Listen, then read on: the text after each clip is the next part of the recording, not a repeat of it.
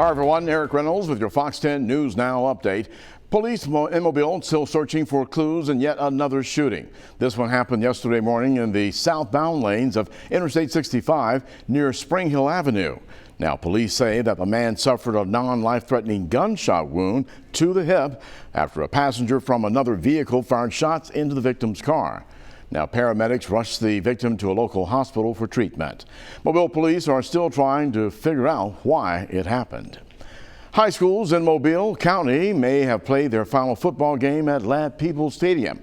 Mobile County Public Schools says that they will no longer play games or hold graduations at Ladd after a shooting earlier this month left 5 people hurt.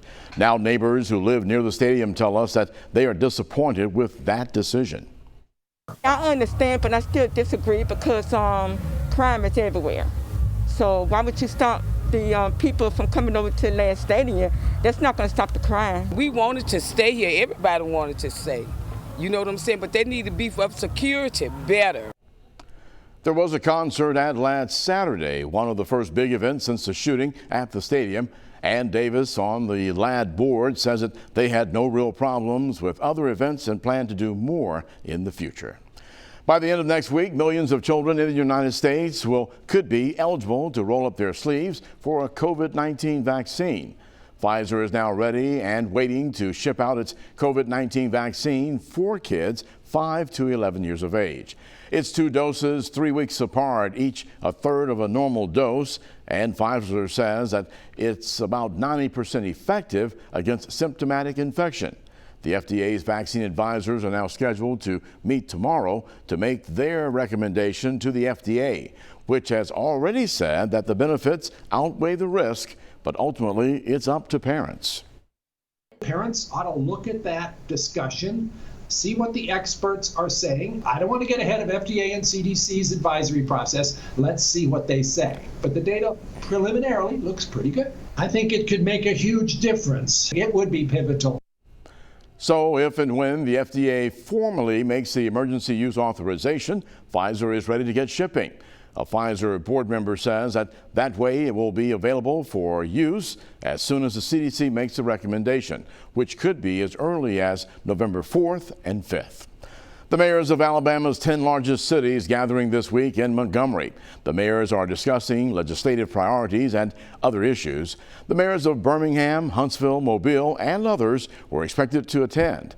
When combined, the city's total population now makes up more than 20% of Alabama's population of about 5 million people.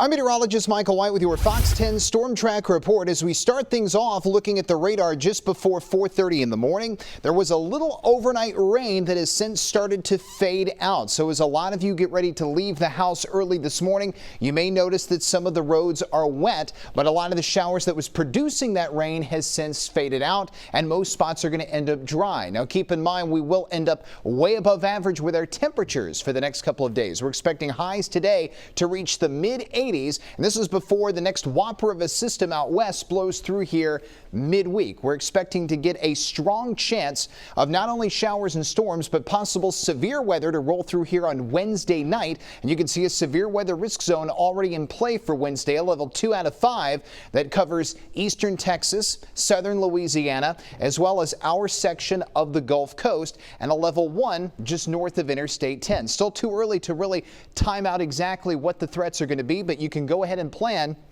on the possibility of gusty straight line winds, hail, and even an isolated tornado threat. Now this morning, a few showers possible. Then this afternoon, sunny and very warm for late October. And as far as changes, severe weather possible Wednesday, followed by much colder air diving in. On the Fox 10 Futurecast, a few early morning showers, and then that risk fades away mid-morning, and we'll deal with just a mix of sun and clouds for the afternoon and a few clouds later on this evening. Here's a glimpse at how the next 7 days stack up, and the high temperatures go from the mid-80s today to 80 degrees tomorrow, mid-70s after we get the strong to severe storms to blow through here Wednesday. And notice how the air gets less humid. We get morning temperatures down into the 47 to 50 degree range, with highs Friday not even getting out of the 60s. Much colder air coming in at the end of the week, but perfect weather for Halloween weekend. We'll talk much more about your forecast throughout the day right here on Fox 10 News Now.